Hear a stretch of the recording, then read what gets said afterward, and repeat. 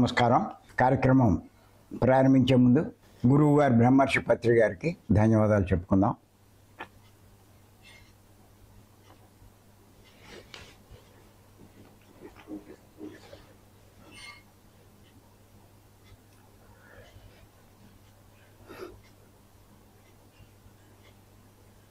మనం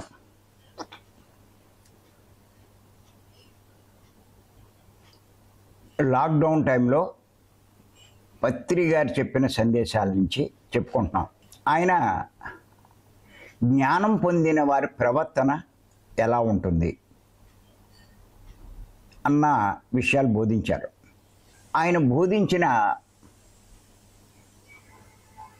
ప్రతి విషయం కూడా చాలా చాలా ముఖ్యం. ఎందుచేతనంటే మనమందరము జ్ఞానులు అవ్వాలనే ప్రయత్నం చేస్తున్నాం. జ్ఞానం పొందాలనే కష్టపడుతున్నాం.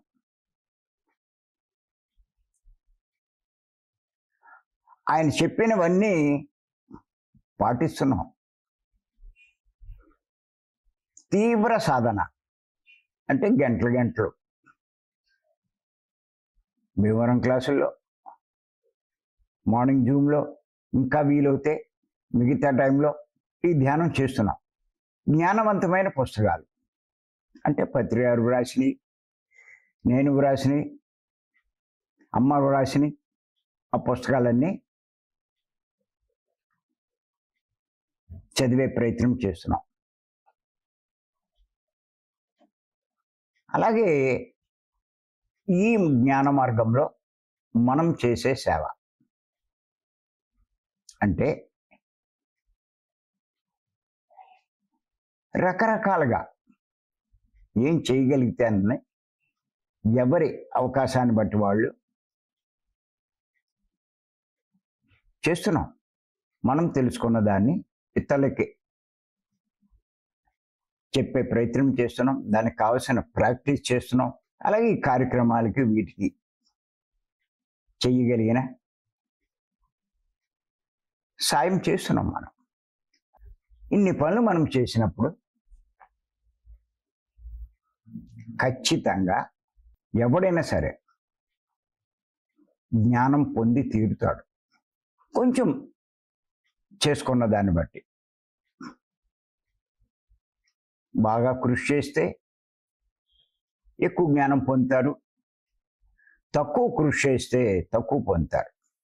అది వాళ్ళ శ్రద్ధను బట్టి ఆధారపడి ఉంటుంది. వాళ్ళ వివేకాన్ని బట్టి ఆధారపడి ఉంటుంది. వాళ్ళు జ్ఞానం పొందాలని లేదు, మిగతా విషయాల మీద ఆసక్తి. ఎవడేం చేస్తాడు? వాళ్ళకి ప్రపంచంలో ఉన్న వ్యక్తులు, ఆ వస్తువులు, వాటి మీదే ఆసక్తి. దానికే ఎక్కువ కేటాయిస్తారు. దానికి ఎక్కువ కేటాయిస్తే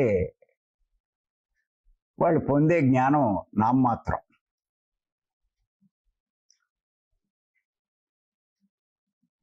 కొంచెం పత్రి గారు చెప్పినటువంటి విషయాల మీద ఎక్కువ మనం సమయం కేటాయించుకోగలిగితే ఎక్కువ జ్ఞానం పొందుతాం.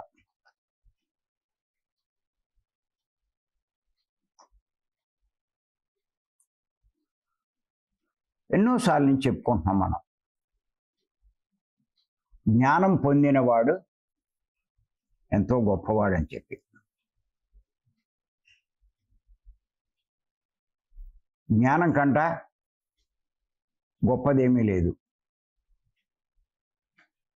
అని కూడా చెప్పుకుంటున్నాం.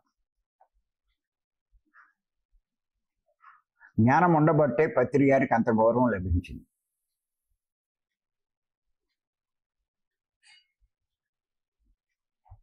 జ్ఞానం ఉండబట్టే కొద్దో గొప్ప గౌరవం మా ఇద్దరికి ఇస్తున్నారు.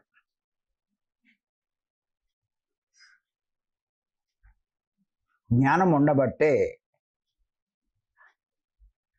యోగులందరూ దేవుళ్ళుగా ఎదగడం జరిగింది. దేవుళ్ళుగా అందరూ కొలుస్తున్నారు. అంచేత అంత గొప్ప జ్ఞానం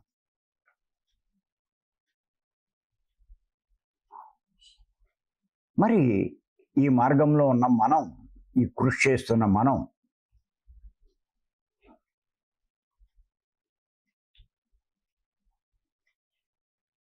ఎంతవరకు పొందాం? అసలు పొందామా లేదా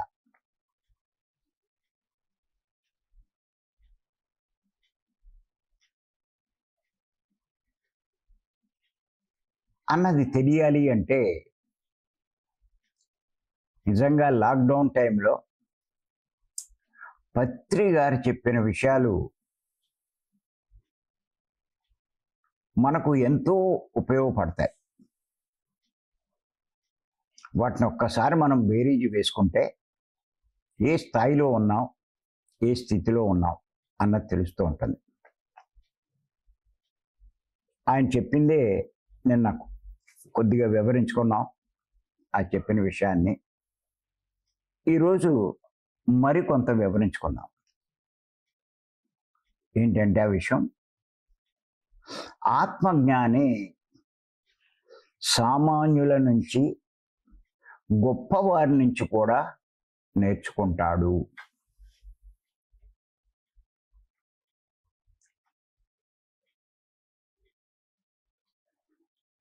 ఆత్మజ్ఞాని సామాన్యుల నుంచి, గొప్పవారి నుంచి కూడా నేర్చుకుంటాడు.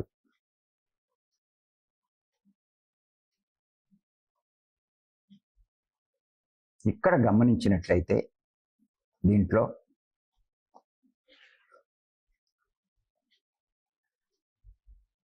నేర్చుకోవడం అన్నది చాలా ఇంపార్టెంట్ అన్నది మనకు అర్థమవుతుంది.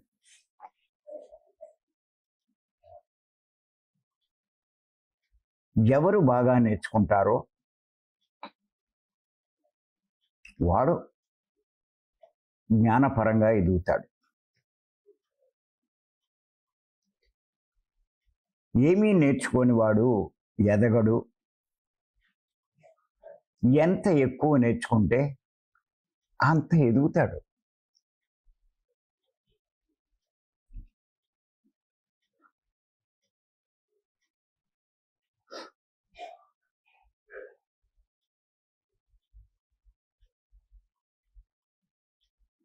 ఎన్నిటి నుంచో నేర్చుకోవచ్చు.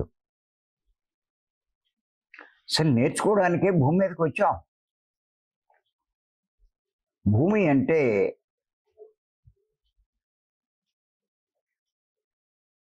మానవులకు నేర్పే పాఠశాల. అంచేత ప్రతి విషయం నుంచి నేర్చుకోవాలి. ఆత్మజ్ఞాని నేర్చుకుంటాడు కూడా. ఎంత నేర్చుకున్నా ఇంకా ఇంకా నేర్చుకుంటాడు. సామాన్యుల నుంచి అని చెప్పారు పత్రి గారు. సామాన్యులు అంటే మనం వాటికి విలువివ్వం. మనమే గొప్పవాళ్ళం అన్నట్టు భావిస్తూ ఉంటాం. ఎంత గొప్పవాడైనా సృష్టిలో ఉన్న ప్రతి దాంట్లోంచి ఏదో ఒకటి నేర్చుకోవచ్చు. నేర్చుకోవాలి మానవుడు అన్నవాడు. ఎంచేతంటే ప్రతి జీవిలో, ప్రతి దాంట్లో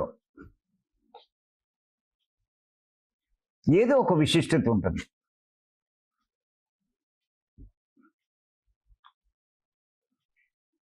అవన్నీ నేర్చుకున్నప్పుడే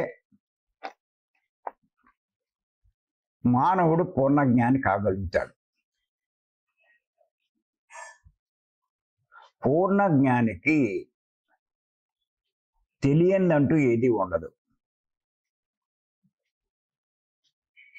అన్నీ తెలుసుకుని ఉన్నవాడే పూర్ణ జ్ఞాని.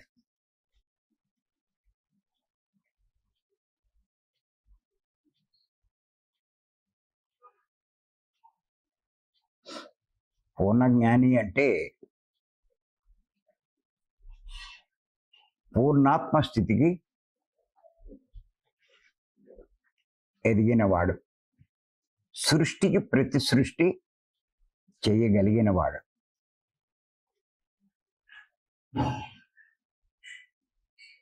ఒక సృష్టి చెయ్యాలంటే ఎంత నాలెడ్జ్ ఉండాలండి, ఎంత ఆలోచించాలి, ఎన్ని తెలుసుకుని ఉండాలి. ఒక సెల్ ఫోన్ సృష్టి చెయ్యాలి అంటే అందరూ చేయగలరా? సృష్టి చేసిన తర్వాత దాన్ని ఆపరేట్ చేయడమే మనకు రాదే, ఇక సృష్టి ఎక్కడ చేస్తాం? ఆ చేసిన వాడు ఎంత మేధావి. ఇంత గొప్ప సృష్టిలో సెల్ ఫోన్ అన్నది ఒకటి. ఏరోప్లేన్లు ఉన్నాయి, ట్రైన్స్ ఉన్నాయి, కార్లు ఉన్నాయి, బైకులు ఉన్నాయి, ఇలా ఎన్నో ఉన్నాయి. లక్షల జీవులు ఉన్నాయి. ఇన్నిటిని సృష్టించడం అంటే మాటలా?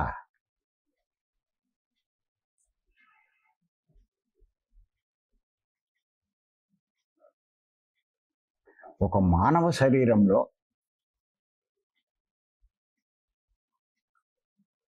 ఎన్ని రకాల భాగాలు ఉన్నాయో ఒక్కసారి చూడండి. పైకి కనిపించేవే కాదు, లోపల ఎన్ని పని చేస్తున్నాయి.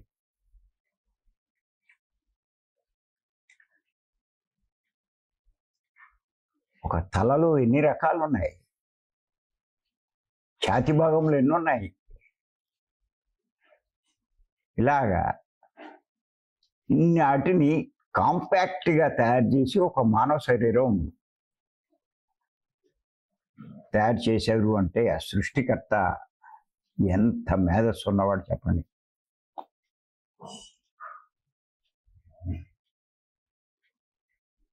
సృష్టి చేయడమే కాదు, ఎదుగుదల, మార్పులు,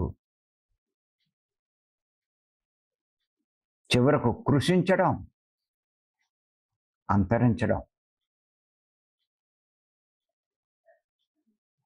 ఎంత విచిత్రం చెప్పండి.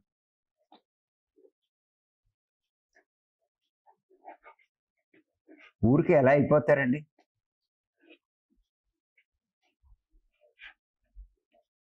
అందుకే పత్రి గారు అన్నారు, ఒక మానవ జన్మ తీసుకున్నాక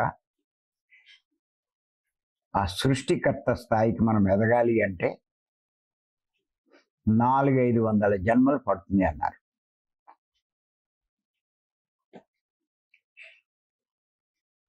మనం ఆ పని చేయకుండా ఈ ప్రాపంచికమైనటువంటి ఈ ప్రపంచంలో ఉన్నటువంటి వాటి మీదే మోజు పెంచుకుని ఆ దృష్టితోటే జీవిస్తూ ఉంటే అవేవో గొప్పవి అనుకుంటూ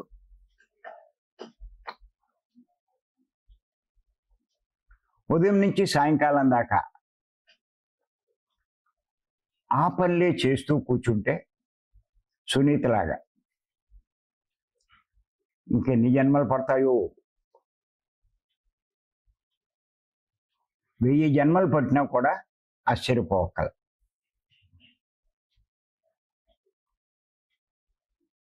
పడితే పట్టచ్చు, కానీ ఏడుస్తూ కూర్చుంటారు. నాకు ఈ కష్టం వచ్చింది, ఆ కష్టం వచ్చింది, నాకు వాడు పోయాడు, వీడు పోయాడు, వాడు లేడు, వీడు లేడు, నాకు అన్ని అప్పులు ఉన్నాయి, ఎన్ని అప్పులు ఉన్నాయి. ఇంక ఏడవడమే పని. ఏడుస్తూ కూర్చుంటారు కానీ జ్ఞానం సంపాదించుకునే ప్రయత్నం చేయరు. చాలా విచిత్రం అండి. జన్మ లేని స్థితి పొందదామనే ప్రయత్నం చెయ్యరే. ఆ స్థితి పొందాలంటే ఎంతో జ్ఞానం పొందాలి. జ్ఞానం పొందాలి అంటే ఎన్నో నేర్చుకోవాలి,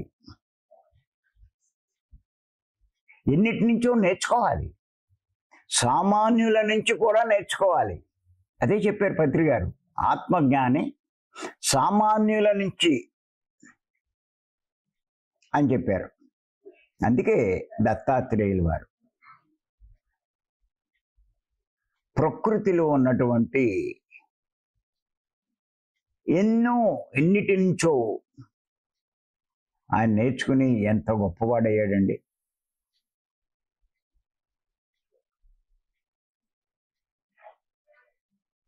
అదే అమ్మ రాసింది పుస్తకం, అద్భుతమైన పుస్తకం.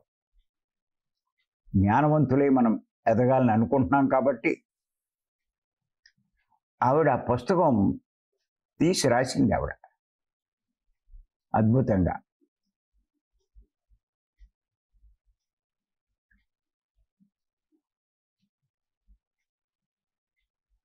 పంచభూతాల నుంచి నేర్చుకున్నాడు ఆయన. భూమి, నీరు, అగ్ని, వాయువు, ఆకాశం, అలాగే చంద్రుడి నుంచి, సూర్యుడి నుంచి, అలాగే జంతువులు, ఏనుగు,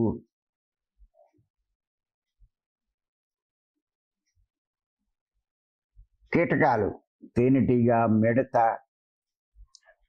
అలాగే సృష్టిలో ఉన్న సముద్రము, అలాగే లేడి, కొండ చిలువ, వేశ్య, సర్పం, పసిబిడ్డ, చేప, బోయవాడు, కందిరీగ, సాలీడు, తేనె పట్టు తీసేవాడు, పావురము, కన్య, కుక్కురము అంటే అది ఒక రకమైన పక్షి. ఎన్నిటి నుంచి నేర్చుకున్నాడు, ఇంకా ఎన్నిటి నుంచో నేర్చుకున్నాడు. ఎంత గొప్పవాడయ్యాడండి. అలా ప్రతి ఒక్కరి నుంచి నేర్చుకోవాలి. ఇంకోటి ఏంటంటే, ప్రతి ఒక్కరి నుంచే కాదు, జీవితంలో జరిగే ప్రతి సంఘటన నుంచి నేర్చుకోవాలి. జ్ఞానం నేర్చుకుంటాడు. నీకు వచ్చిన కష్టాల నుంచి కూడా నువ్వు నేర్చుకోవాలి.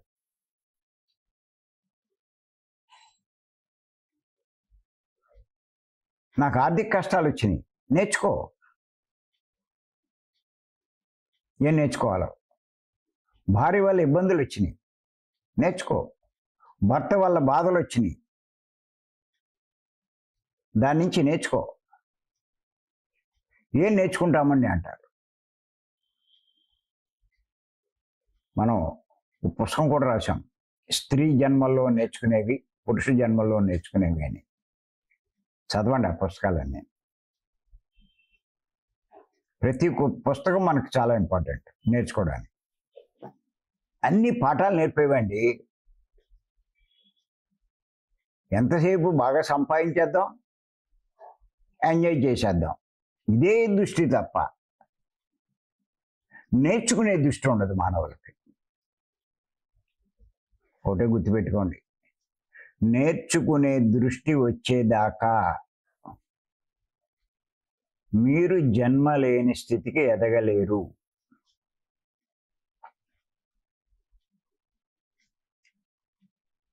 ఒక్కొక్క జన్మలో ఎన్ని నేర్చుకోవాలి.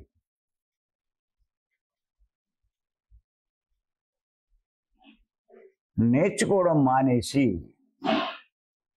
ఎంజాయ్ చేయడం మీద దృష్టి పెడతారు. ఎన్ని జన్మలలా ఎంజాయ్ చేస్తారు. ఎంతసేపు కానా పేనా సోనా, దానికోసమేనా?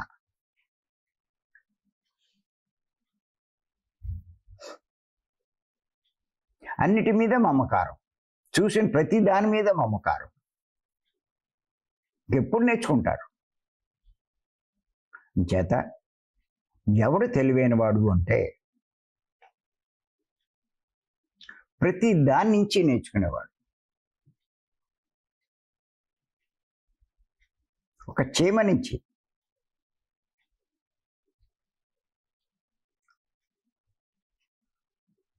ఒక వృక్షం నుంచి, అలా ప్రతి దాంట్లోంచి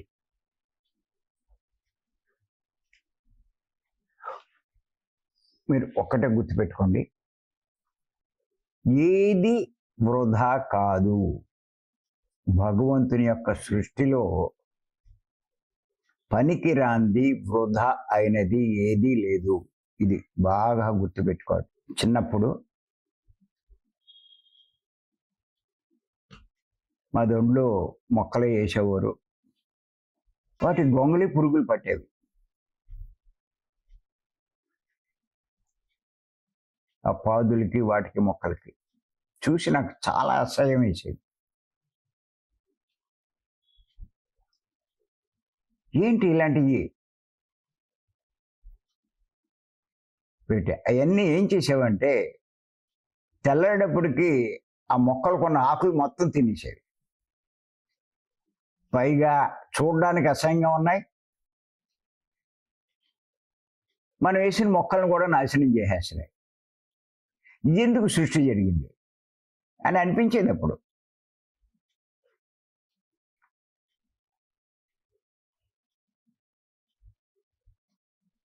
నేనేం చేసేవాడిని అంటే వాటి మీద చిరాకు వచ్చి ఓ గొయ్యి తీసి వీటన్నిటిని ఆ గోతిలో వేసి కప్పెట్టేసేవాడిని.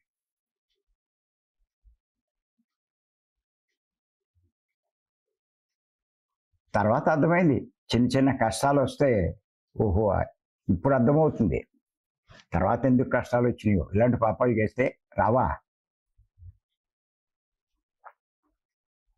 ఆ భగవంతుడు సృష్టికర్త, అందరి ఉపయోగార్థమే వాటిని సృష్టించాడు. తర్వాత ఏం జరుగుతుందో మనకు తెలియదు. అది నాశనం చేయడమే చూస్తున్నాం, తర్వాత జరిగేది మనం తెలుసుకోలేదు, నేర్చుకోలేదు. తర్వాత ఎదిగిన తర్వాత అర్థమైంది.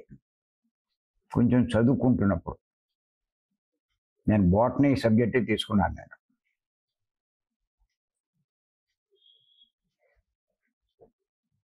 ఈ క్యాటర్పిల్లర్స్ అంటే గొంగళి పురుగులు తిన్నాక వాటంతటా అవే ఎక్కడికో పోయి గూడు కట్టుకునేవి. ఆ గూట్లో కొన్నాళ్ళు ఉండేవి. కొన్నాళ్ళు ఉన్నాక ఆ గొంగళి పురుగే అందమైన సీతాకోక చిలుకలా తయారయ్యి ఆ గూడుని తెంచుకుని బయటకు వచ్చేవి. ఆశ్చర్యం వేసింది అప్పుడు. అరే, ఇంత అసహ్యంగా ఉండేటువంటి గొంగళి పురుగు అందంగా ఉండేటువంటి సీతాకోక చిలుకలా మారిపోయిందే, ఎంతో ఆహ్లాదం కలిగిస్తుందే, చూడడానికి ఎంతో అందంగా ఉందే, రంగురంగులతోటి. అప్పుడు భగవంతుని సృష్టి ఎంత గొప్పది. అంతేకాదు, అది అందంగా మారిపోవడమే కాదు, అన్ని పూల మీదకి వాలి పరపరాగ సంపర్కం అంటే ఆ పువ్వుల్లో ఉన్నటువంటి పుప్పొడిని ఇంకొక పువ్వుల మీదకి మార్చి అవి పూలు పళ్ళు తయారయ్యేటట్టుగా అవి ఎంతో ఉపకరించాయి. అవే లేకపోతే ఎందుకున్నాయి అనుకున్నాం అసహ్యంగా ఉన్నప్పుడు, తింటున్నప్పుడు. తర్వాత తెలిసింది అవి అలా పరపరాగ సంపర్కం తోడ్పడి మనం తినే కాయలు పళ్ళు ఇవన్నీ తినడానికి ఎంత ఉపయోగపడినాయండి. అయ్యే లేకపోతే, పరపరాగ సంపర్కమే జరగకపోతే మనకి ఇవన్నీ ఎక్కడి నుంచి వస్తాయండి. ఆకలితో మాడి మసి అయిపోతుంది కదా.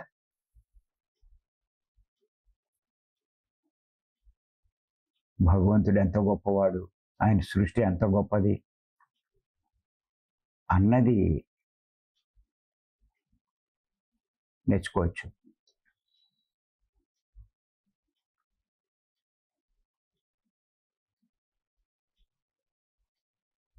కాబోయే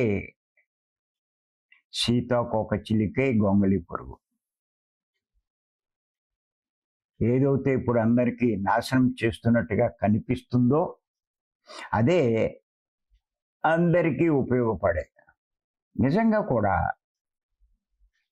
అది జరగడం వల్ల ఈ కాయలు అవి ఎదగడం వల్ల, ఆ కాయల్లో విత్తనాల వల్ల, ఆ విత్తనాలు ఈ జీవులు ఉపయోగించుకుని ఆ పళ్ళుని విత్తనాలు పడేస్తున్నారు. మామిడి పండు తింటాం, టెంక పడేస్తాం. టెంక మళ్ళీ ఇంకో మామిడి చెట్టు అవుతుంది. అలా ప్రతి దాంట్లోంచి వస్తుంది మనకి. లేకపోతే సృష్టి అయిపోతుంది.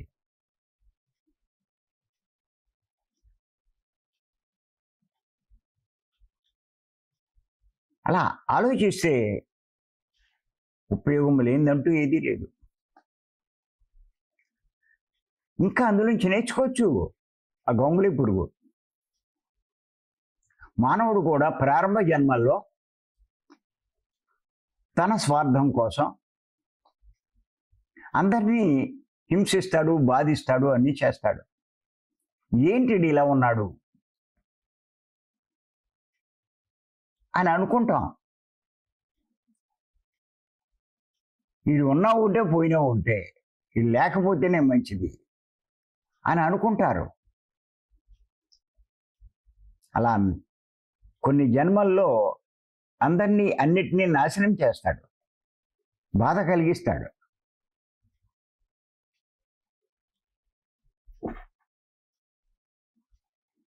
కానీ తర్వాత జన్మల్లో ఈ మానవుడే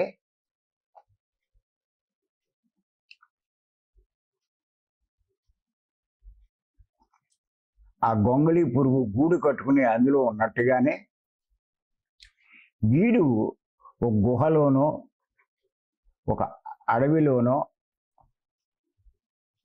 హిమాలయాల్లోనో లేకపోతే ఇప్పుడు మనమందరము చేస్తున్నట్టు మన ఇంట్లోనో లేకపోతే ఎక్కడో అక్కడ కదలకుండా కూర్చుంటున్నాం, నిశ్శబ్దంగా కూర్చుంటున్నాం.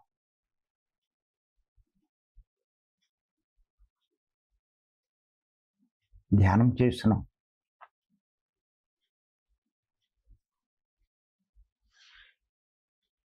మెల్లిగా మనలో ఎన్నో మార్పులు అంతరంలో.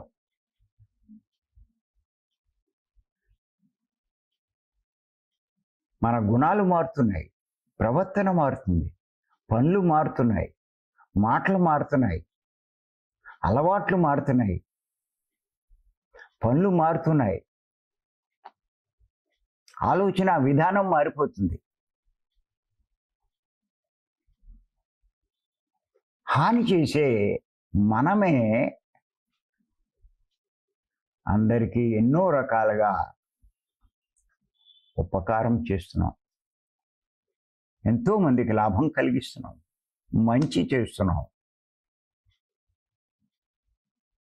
వారిని గొప్పవాళ్ళుగా చేయడానికి కృషి చేస్తున్నాం, ఎంతో మందికి సేవలు చేస్తున్నాం, ఎన్నో లాభాలు కలిగిస్తున్నాం. ఇతరుల్ని బాధించే మనమే ఎంత మారిపోయింది చెప్పండి. గొంగళి పురుగు కొన్నాళ్ళు గూడులో ఎలా ఉండిపోయిందో అలా ఇప్పుడు మనం కూడా మన ఇళ్లల్లో, ఏకాంత ప్రదేశాల్లో ఎక్కడ వీలవుతే అక్కడ కూర్చుని ధ్యానం చేసి పరివర్తన చెందుతున్నాం. లోకానికి ఉపయోగపడుతున్నాం.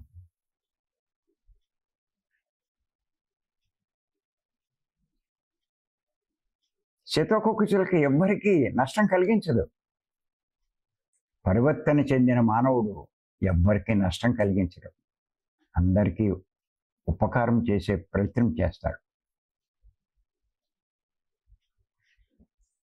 ఇప్పుడు అపకారం చేసే మానవులంతా గొంగళి పురుగు స్టేజ్. ఇలా ఉన్నారేటి అనుకుంటాం. ప్రారంభంలో అలాగే ఉంటారు. అది కాబోయే సీతాకోకచిలుక గుర్తుపెట్టుకోండి. ఆ రాక్షసుడే మానవుడవుతాడు. ఆ మానవుడే మహాత్ముడవుతాడు. మహాత్ముడే పరమాత్ముడవుతాడు.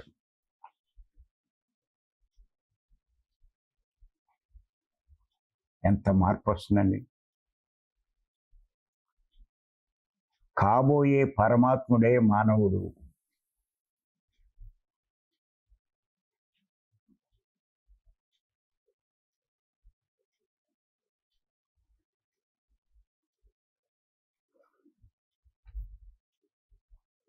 కాబోయే పరమాత్ముడే మానవుడు.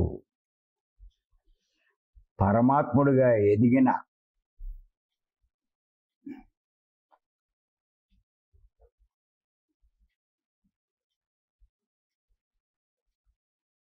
మానవుడే ఈ పరమాత్ముడు.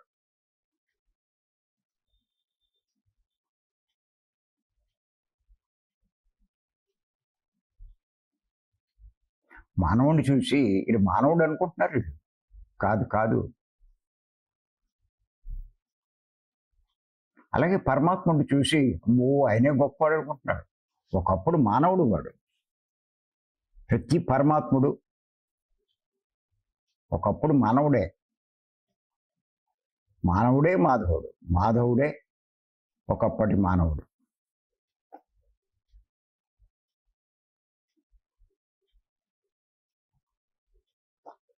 చేత గుర్తుపెట్టుకోండి.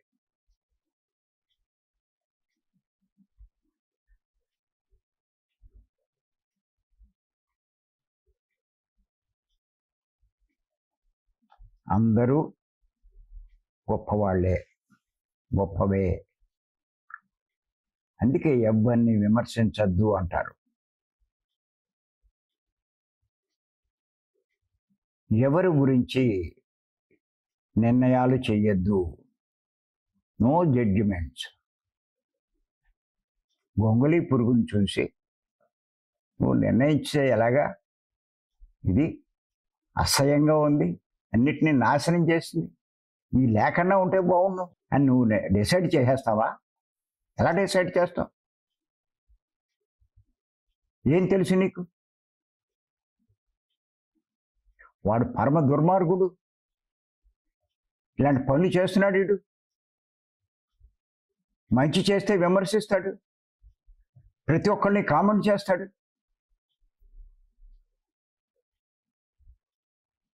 అన్నిటికీ అడ్డు పెడతాడు.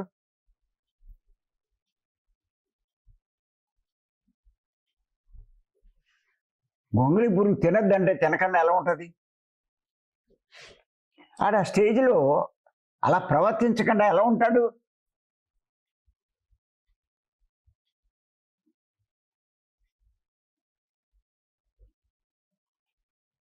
ఆడికి అర్థం కాదు చెప్పినా.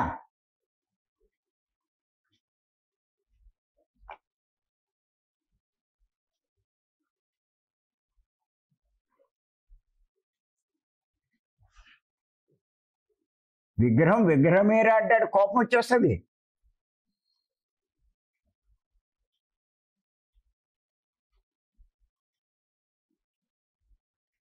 దేవుడు లేడంటావు ఏంటంటాడు.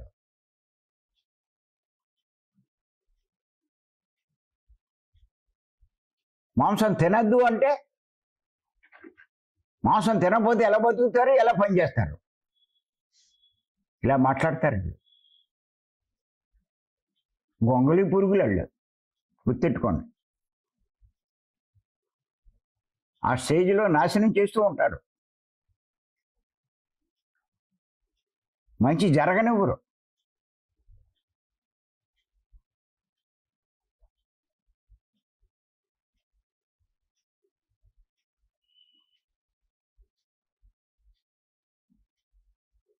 మా ఏరియాలో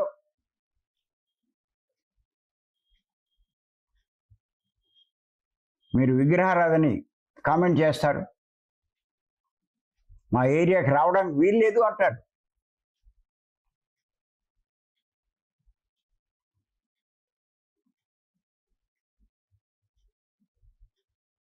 పత్రికని ఎన్ని చోట్ల ఎన్ని ఇబ్బందులు పెట్టారో. నేను మహబూబ్ నగర్ జిల్లా తిరుగుతూ ఉంటే అక్కడ వాళ్ళు చెప్పడం జరిగింది. ఆర్ఎస్ఎస్, బజరంగ దళు, విశ్వ హిందూ పరిషత్తు, ఇలా ఎన్నో సంస్థలు పత్రికని అడ్డుపెట్టడమే కాదు, కొన్ని చోట్ల కొనడానికి కూడా వచ్చారు పత్రికని.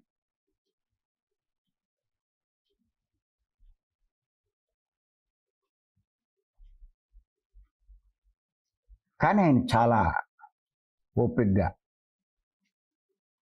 ధైర్యంగా నిలబడ్డారు. ఎంత గొప్పవారు అయ్యారో చూడండి. ఇప్పుడు పత్రి గారు తెలుసు ఆయనకి ఇవన్నీ సహజమని.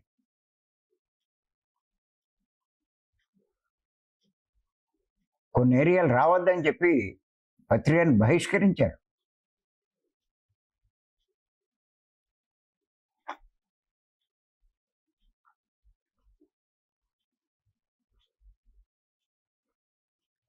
మహబూబ్ నగర్ జిల్లా ఓల్డ్ మాస్టర్స్ మనకి ఈశ్వర్య గారిని అడిగితే ఆయన కొన్ని చెప్తారు.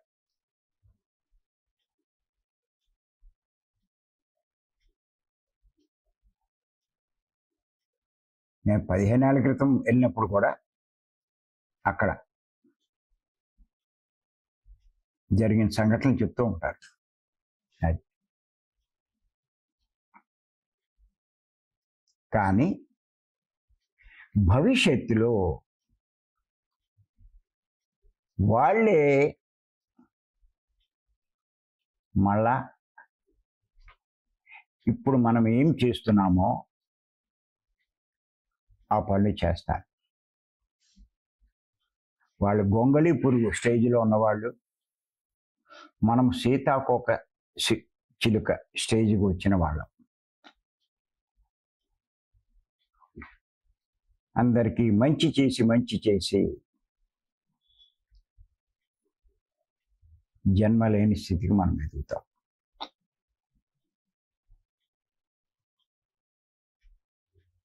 అంచేత ఊరికే మీకు ఉదాహరణకి ఒక ఎగ్జాంపుల్ చెప్పాను నేను. అది